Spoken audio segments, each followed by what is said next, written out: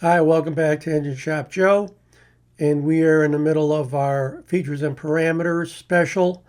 So let's get right to it and get this done so we can move along. So we're starting here with the air shutoff valve, and that is an option. It's on or off, and that's an emergency shutdown that you can install on the engine where it will shut a flapper and starve the engine for air if it runs away.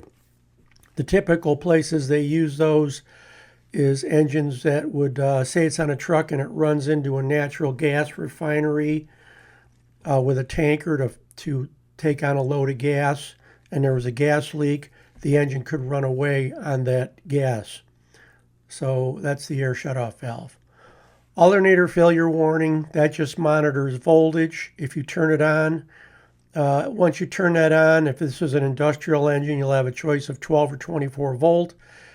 And then it looks for about 1.5 volts above base battery voltage. And if you drop below that, it will turn a check engine light on.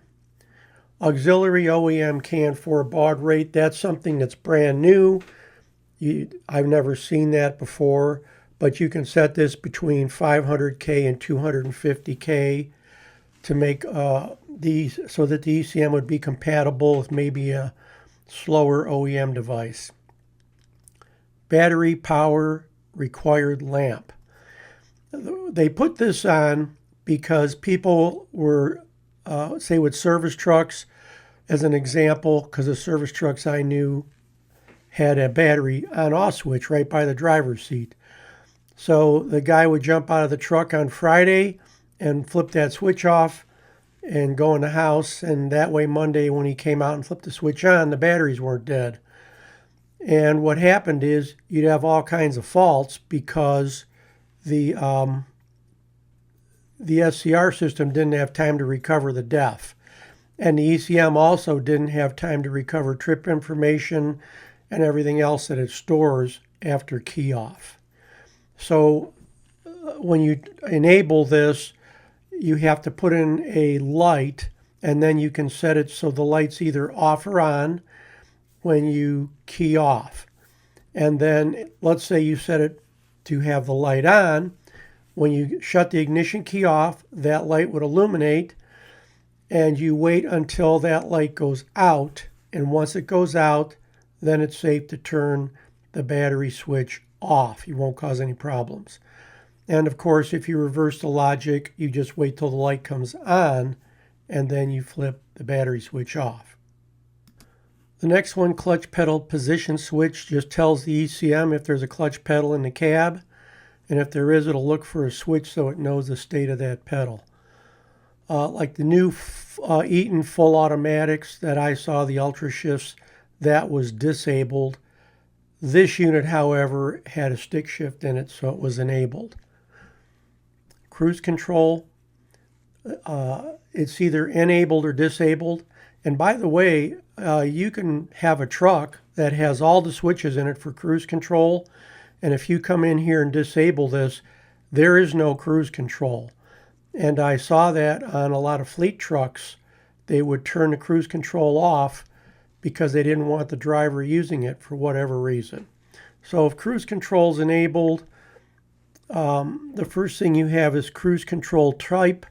There's traditional, there's alternative, and there's hybrid. I'm not going to go into the differences there because it changes what we talk about. Cruise control lower droop and upper droop. So what droop is lower droop means that if you set your cruise at 60, when you reach 60, the engine will still pull a little bit up to 2 miles an hour over. And upper droop means that if you set your cruise at 60, when you reach 58, the engine will start tapering off horsepower until you reach 60.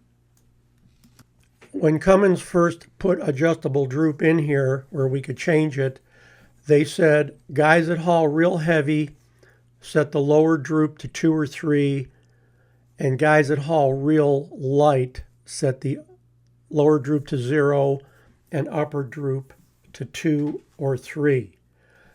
And it gives a sensation to the driver when lower droop numbers are set higher.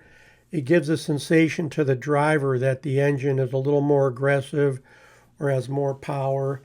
And when you've got a very heavy load, if you're going up a hill, it helps the engine to reach cruise control speed again a little quicker and to maintain it. A lot of guys would say to me, if I set my cruise at 60, it's fine on flat ground or even a slight grade, but if I start up a big hill, it'll drop down 1 or 2 miles an hour and it labors to get back up. If I set that lower droop 2 miles an hour or even 3 miles an hour, if they haul over, say, 100,000, when they started up that hill, if he had it set at 60, it would get right up to 60 if the engine was capable of pulling the load.